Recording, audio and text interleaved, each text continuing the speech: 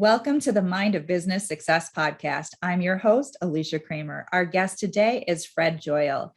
We're going to talk about being super bold and how your confidence affects your business success. Welcome to the show, Fred. Thank you very much, Alicia. Very excited to be here. All right. So you are an expert on helping people who maybe would not consider themselves confident or bold to develop those skills. How in the world did you how did that happen? Yeah, how did that happen? Well, I was a very shy, underconfident, insecure person growing up, and I couldn't make a phone call. I couldn't ask a girl on a date. I missed all sorts of opportunities, relationships, job things, situations that I could have gotten into or moved up in, or fun adventure stuff, because I was always stopping myself, and it got really frustrating. And I saw bold people, and I thought, why are they like this? How did are they born this way? Because why are they not processing rejection? Where did this confidence come from? And I just started emulating them and working on it. And it took me a long time to get to the point where I am now, where I can walk on stage with 5,000 people in the audience, have no material, and talk for an hour comfortably, or meet anybody I want to meet, and have the social skills to interact with them and make a deeper connection, and chase my dreams. And because my goal was, I don't want to start stacking any more regrets than I've already done. I want to cease that immediately. And so I was actually talking to a high school class about life lessons that I had learned. And one of the things I said to them is, boldness is a superpower. It opens doors, it creates possibilities. Things will come at you, things you will reach much further than you imagined by being bold. And the trick is to just not be the one stopping yourself, which is what most of us do, with the voices in our head and our fears and our anxieties and all of that.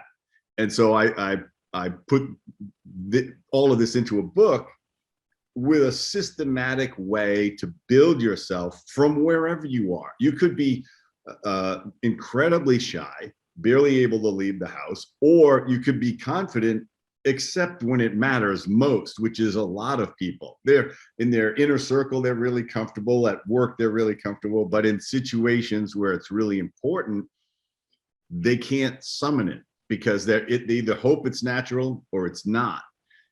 You can learn it. You can learn it. And that's the whole concept of super boldness, is that you can summon your boldness and confidence whenever you want, whatever the situation. And so the book is about learning how to do that, and then expanding your boldness for the rest of your life, so you can chase your dreams and bring the full you out to the world. Because it doesn't turn you into a different person. Alicia, I'm not going to make you a different person if you read the book, but the full Alicia is going to come out in all of the situations that you're in. And that's a beautiful thing. Absolutely. That's who we want to be. Absolutely. So I work with a lot of business owners on all sorts of mindset stuff, and confidence issues they're prevalent. Everybody's got them to varying degrees in different areas of their life. Now, there are people who are listening to this. I know that there's a large percentage of them that would openly admit they are not as confident as they want to be. They're not as courageous as they want to be. They're not as bold as they want to be. And they know it is holding them back in their business. I want to segue just a little tiny bit, and I want to just introduce your background as an entrepreneur. You're not just an author. You're not just a pop-up. This is this great idea that I came up with. I'm going to write a book about it, and I'm going to launch a business around it. You have some real business acumen. You've got some real business chops. So can you take a moment and tell us a little bit about your background as an entrepreneur?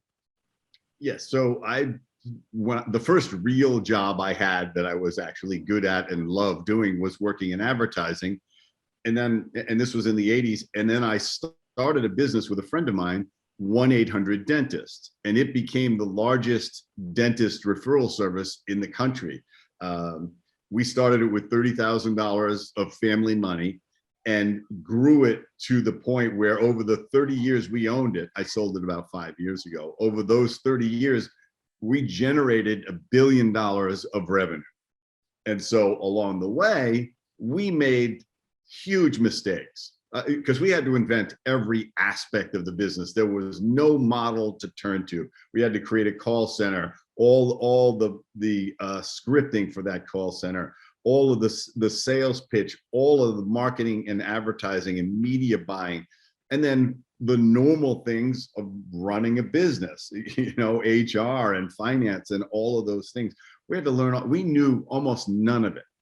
So we had to develop that in leadership skills at the same time. And we were a big believer in culture.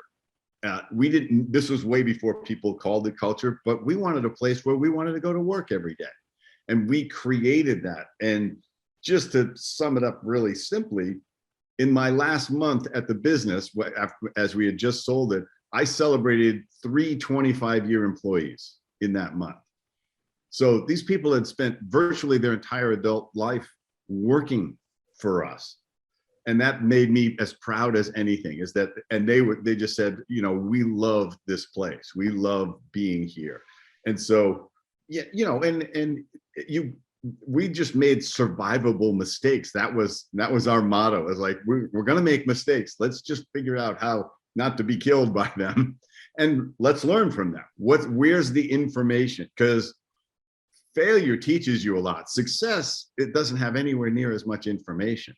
So and now I coach CEOs and businesses in all industries and just try to help them to not hit the same potholes I hit and understand how to create a business, how to scale a business, how to market that business. What is your branding?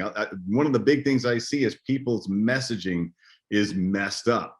They are not strong at that. And I also see a lot of entrepreneurs really coming up short on their leadership skills because they were more about inventing a business, but interacting with people, leading people, coaching people, growing people, that's a life skill that you work on your whole life. These books, I read like 30 or 40 books a year. I'm always trying to get better. And so that's the path I've been on. But boldness has been at the core of it because we had to be bold. We had to take risks all the time because there was no pathway. We had to invent that and get our butts kicked sometimes and be stung badly financially very often. But we just powered through. Persistence is what got us through 9 times out of 10. You have such a fascinating story. And honestly, I mean, I could probably go off on a whole tangent there because there's like a million questions that I'd love to ask you about that journey for sure. I know that we could extract a lot of value out of you there, but I'm going to encourage our listeners to connect with you, to learn more about that aspect of what you do. And I really want to embrace this short amount of time that we have to pull some really good bits of information about confidence. So yes, I think that's important because it's foundation. It's a key life skill. It's the difference between average success and stellar success and fulfillment. It's not just about, I don't just recommend developing boldness for your career, where it's important, but for your whole life. If there are going to be moments that come up where you are going to want to summon your boldness, and it could be meeting that person that you think is a great potential mate for you. Or you could have to give a eulogy for a close friend or a parent.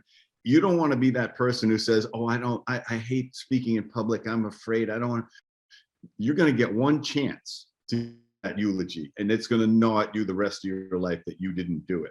So you want to summon your boldness when it matters at all these key points. And there may only be 3 or 4 pivotal moments in your life, like me quitting the ad agency and thinking I could start a business.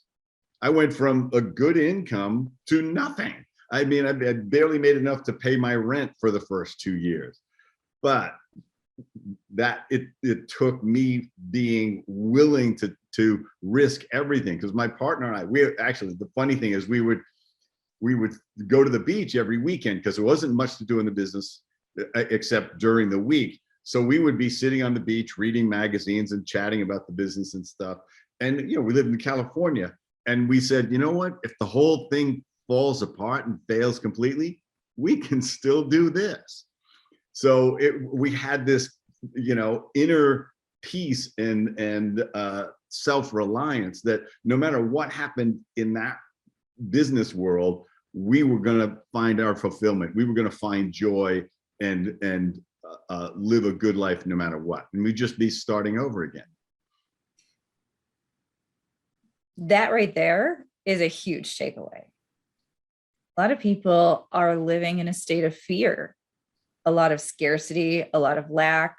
I recently read an article, I think it was in Inc. magazine, about the correlation between being really driven and having a lot of external goals. The cliche, keeping up with the Joneses. You're always striving for more, and you achieve a lot according to other people's standards. And the feeling that you're striving for is so short-lived that you never really ever feel that sense of inner peace or fulfillment.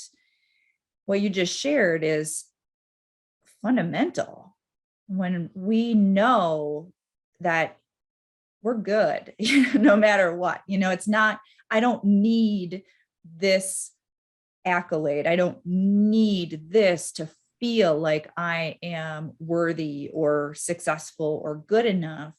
Then the work that we do sort of embodies a different meaning, a different essence, and the quality of our life. We're able to weather those storms and achieve so much more when we're not being pulled down by those fears, doubts, and insecurities. When you're working with someone and they're coming to you and they admit, they're like, Fred, I am timid, I am shy, I have no self-confidence. Where do you start with them?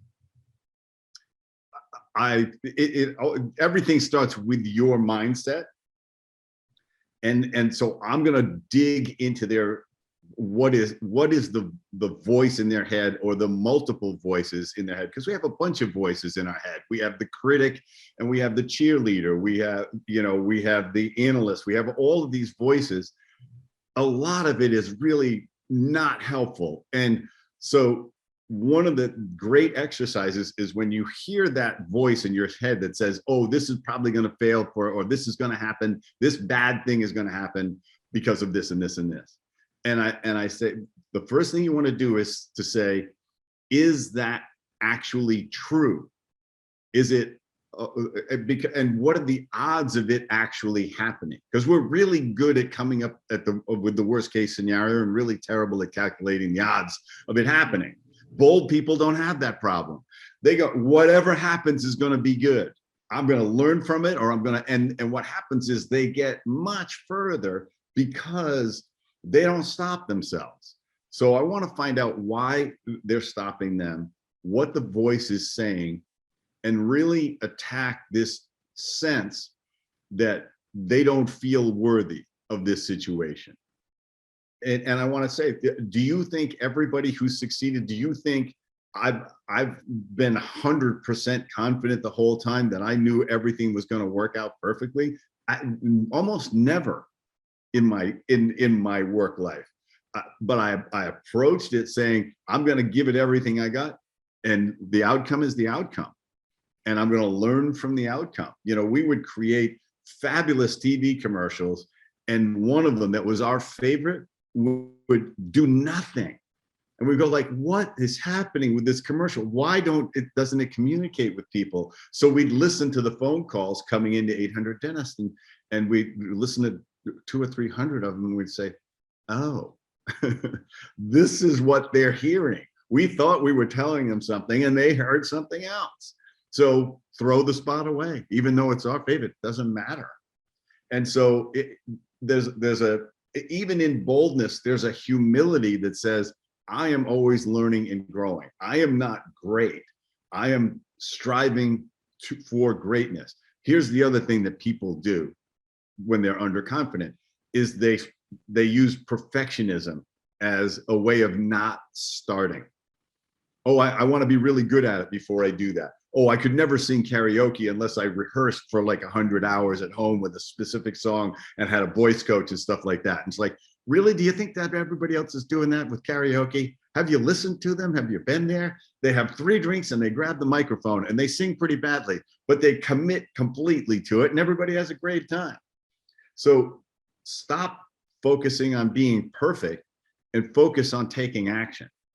And when you're underconfident, you have to control the dosage of the experience, the intensity of moving into your discomfort zone. It's one of the things I talk about in detail in the book is how you do this, is you're moving gradually to build your confidence by being uncomfortable, but not so uncomfortable that you crawl back into your shell.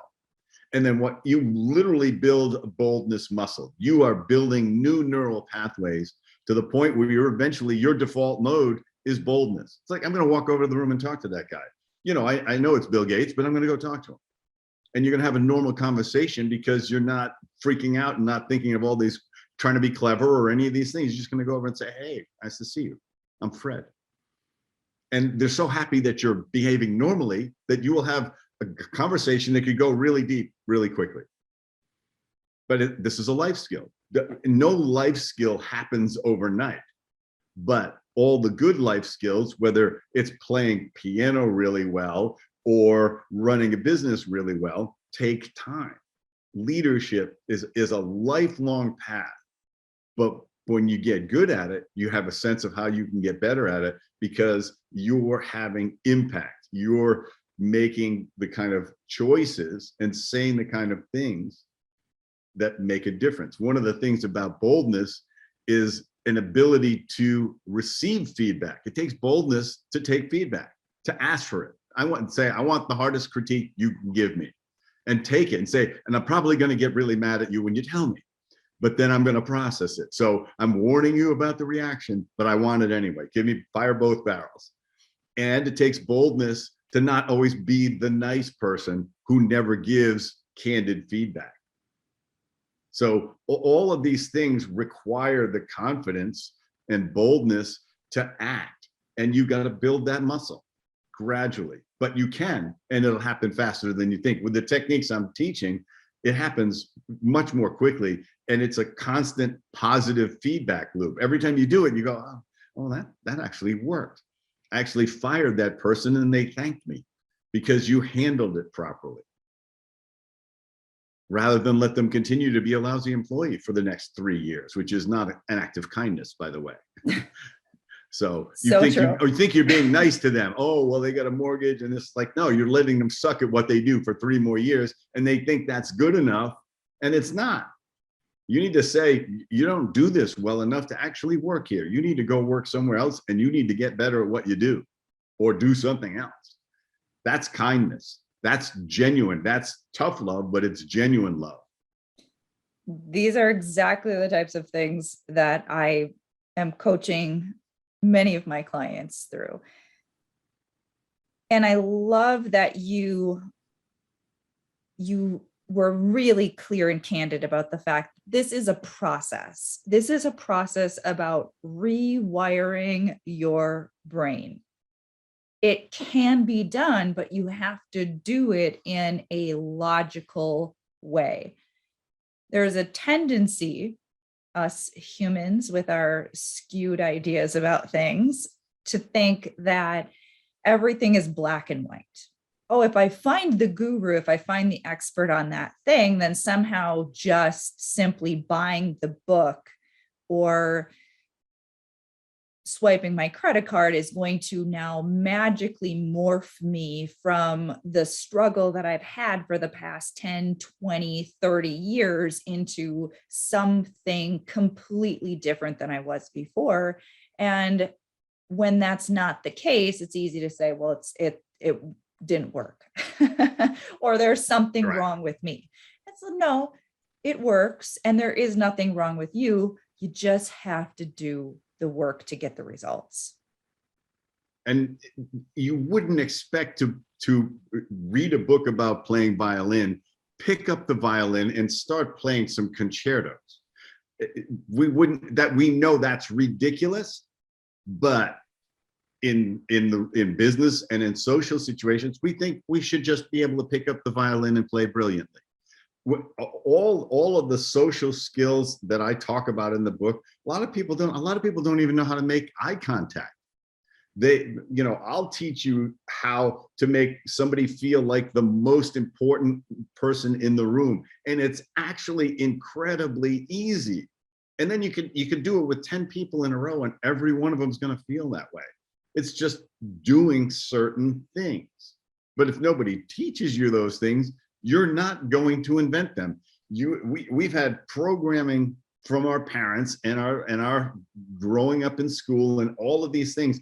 Most of that stuff, half of our teachers don't know what they're talking about. Half of our parents don't know how to make their own life work, and they're trying to protect you or trying to keep you from succeeding more than they did, or whatever thing they've got going on.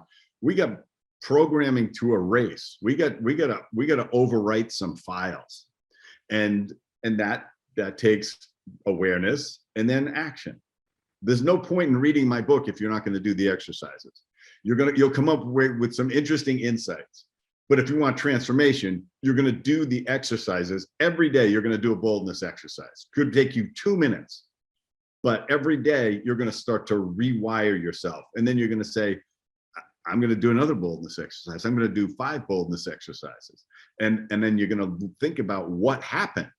Wow, I just smiled at 10 people today. 9 of them smiled back, and 1 of them didn't. And I didn't take it personally. Could have been their worst day. Could have, maybe they got bad teeth. I don't have to take it on.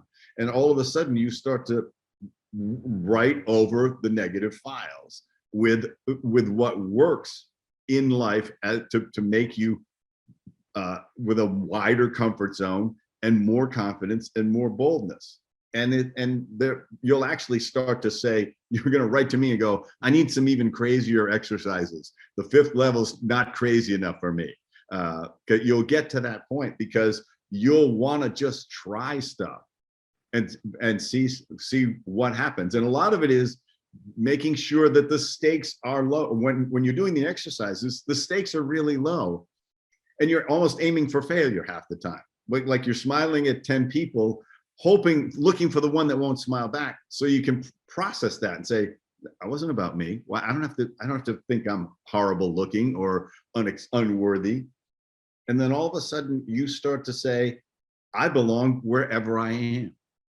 That's what bold people do. This is a huge thing: is wherever you are, to act and behave and radiate that you belong there. And 99 times out of 100. That is how you're going to be treated. And it changes everything. Good stuff. All right, I got to shift gears just a little bit. All right. Now, this is the point in the episode where I'm going to ask you, you as the entrepreneur, we're all on this journey of personal development. We've all got the nasty mind stuff that we have to rewire.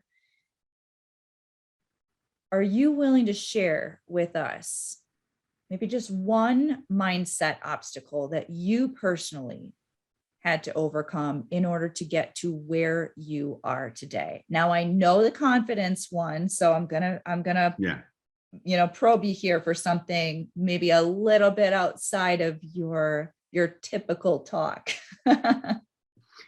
You know what? I had tumbled a bunch of things in when we were preparing for this, but at this moment, I just realized one of the most damaging mindset that I had through my career that I had to fix is that I thought, and I was raised to think, that rich people are all jerks, are all a-holes, okay?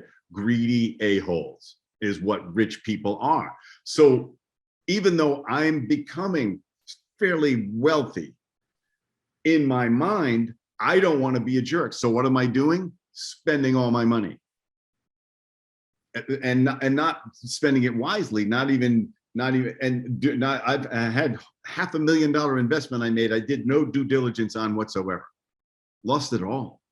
And then of course, what happened in my life when I started to, part of it was letting it go. And then part of it was just meeting really successful people. I mean, I met Tony Hsieh, who's a billionaire, who's, was the CEO of Zappos, an incredibly wonderful, gentle man, not a greedy bone in his body.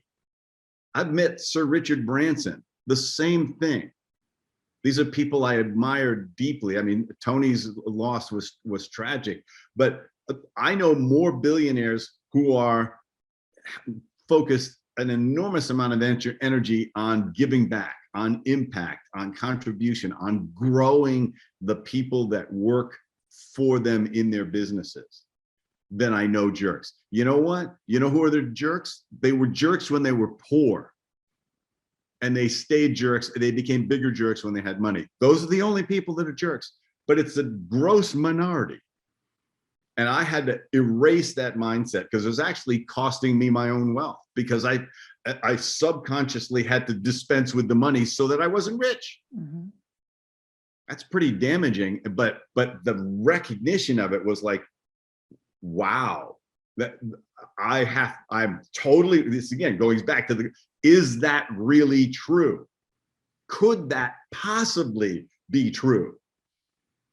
And, and once I started to say, not only is it possibly not true, my experience is about 98% that I'm wrong. And I've got to stop letting this affect my own behavior. Yeah. We have to challenge our beliefs. And a lot of what we believe, we're not even willing to look at until we come, head to head with it. And we have no choice but to see what's really going on. That is something that I hope people at no matter what their level is, if you're just starting, look at your beliefs. Look at what your beliefs. Now I've got my money mindset intensive program, which is for entrepreneurs, because I see that even with my clients who own multi-million-dollar businesses, so by other people's standards, it's like, oh, I would love to have that, right? That's so much more than where I'm at. And they put it up on a pedestal.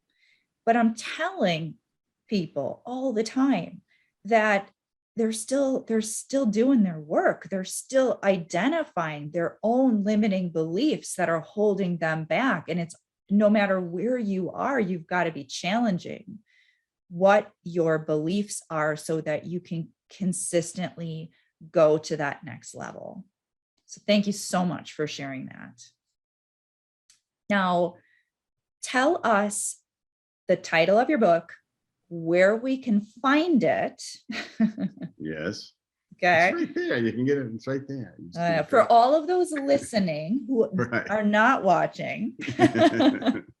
No, my bookcase is behind me. So in the video version. But so it's yes, super bold. Super bold, not super bold, not the football thing. Super bold, D at the end. It is from underconfident to charismatic in 90 days. And I like to clarify charisma, because basically charisma is just when you are confident and comfortable in every situation, that has a magnetic effect on people. They admire that, they're drawn to that, they learn from that, they respect that. And you can have impact on people because of that. And it's not something, I don't walk around saying I'm really charismatic, but people have told me that I am, and it surprised me when they started saying it, because are you talking about me? But I realized that I had developed my comfort level and at interacting with anybody, that was the reaction they were having to me. So this is a journey from underconfidence to super boldness. And it says in 90 days, because this is about doing something every day, taking action and using the exercises to build your boldness muscle. And a remarkable amount of change will happen in 90 days. So it's on Audible, it's on Kindle, and it's in hardcover. You can buy them all on Amazon. If you read the digital version, you can download the exercises from fredjoyal.com, which is my website. You can also see a couple of lectures I've done on boldness there. You can download the first chapter of the book if you want to just get a sense of it. And you can book 30 minutes with me if you just want to say, talk with me about your challenge, a confidence challenge, whether it's personal or in business. I'll give you 30 minutes of my time and see if, and I'll get you out the door. I'll get you trying some crazy stuff. So people have to be just bold enough to book the consultation. Exactly. It's like, if you tell yourself you're not worthy of a consultation with me, you're not going to book it, and somebody else is. So be bold enough to take the first step. And sometimes we have to put our fear aside just long enough to take the first step. Oh, yeah. And that first step is going to open you up to a whole new world, a whole new way of thinking that can completely change the trajectory of your life and of your business. Definitely. I call it stepping into the ring or letting the door lock behind you. You started, I got to do it now. It's like you want to meet that person. You make yourself walk up to them. You got to say something. Because they're really going to wonder why you came up and didn't say anything. So you've taken the first literal first step, but that's all of life. Make a commitment, make an attempt, start. My word for the year is start, because it's amazing how far you get if you just sit down and start, or you just step up and start. Yes. Instead of thinking about it for a really long time ahead of time. Right. We don't need any more analysis paralysis. Exactly. Well, thank you so much, Fred. This has been a fantastic conversation. I loved sharing your wisdom with the audience. I really do encourage anyone who resonates with this to purchase your book, Super Bold, on Amazon. They can get it on your website. Can you give us your website URL again one more time? fredjoyal.com, FREDJOYAL. Excellent. So any final parting thoughts before we wrap up here? Yes. The only person you need permission from to have the life you want, to have the most exciting, adventurous, satisfying, fulfilling, love-filled life, the only person you need permission from is you. Beautiful. Thank you, Fred. Thank you again. So appreciate you. My pleasure, Alicia. It's been great. And thank you to all of our listeners. If you have not already subscribed, please make sure you do so. And until next time, we will see you in the next episode.